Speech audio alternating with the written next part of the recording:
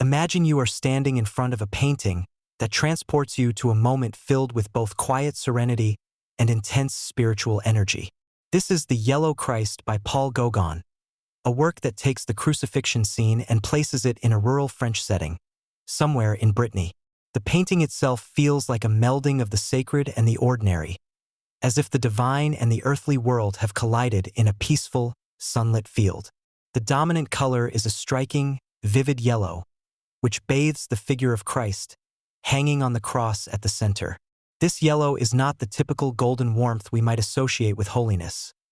It is a strange, almost otherworldly yellow, deep and flat, that suggests both radiance and a kind of suffocation. This yellow doesn't shine but rather presses down, creating an atmosphere that feels thick and heavy, yet oddly calm. The figure of Christ is elongated, his body unnaturally straight, as if simplified to the very essence of suffering without unnecessary detail. His face, with closed eyes, shows a serene resignation, as if he has already transcended the pain. His expression is not one of agony but of deep spiritual contemplation. You can sense the stillness in him, a sense that his suffering is past, and he is now in a moment of peace. His hands and feet are nailed to the cross, but there is little focus on blood or gore. Instead, the lines of his body seem to flow into the cross, almost merging with it, as if Christ is both man and symbol. His yellow skin contrasts sharply with the dark wood of the cross, which is brown and earthy, grounding the spiritual figure into the physical world. Surrounding Christ is a pastoral landscape typical of the Breton countryside, but with a dreamlike quality. In the background, you can sense fields stretching out under an open sky, dotted with small, rounded hills and patches of greenery that seem muted in color, almost gray-green, as though faded under the weight of the yellow sky.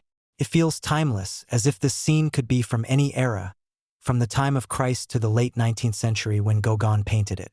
Kneeling at the foot of the cross are three Breton women, dressed in traditional peasant garb, dark dresses with white caps.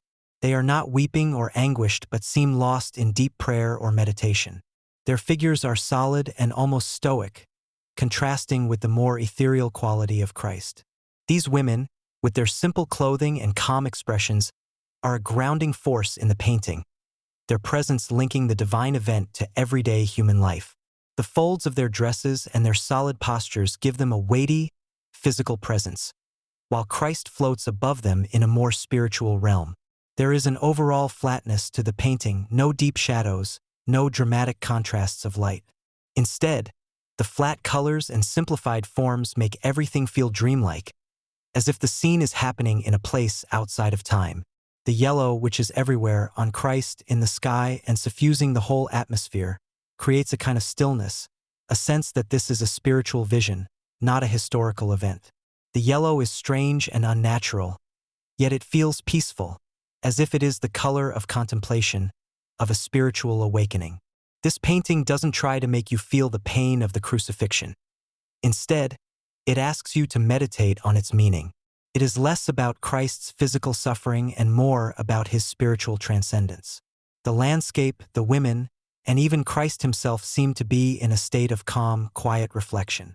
The emotion it transmits is one of serenity mixed with a kind of deep, mystical awareness, a moment when the divine feels close and present, yet somehow unreachable. The yellow, in its strange, unnatural way, wraps the whole scene in a kind of spiritual glow, as if the painting itself is quietly humming with the presence of something holy.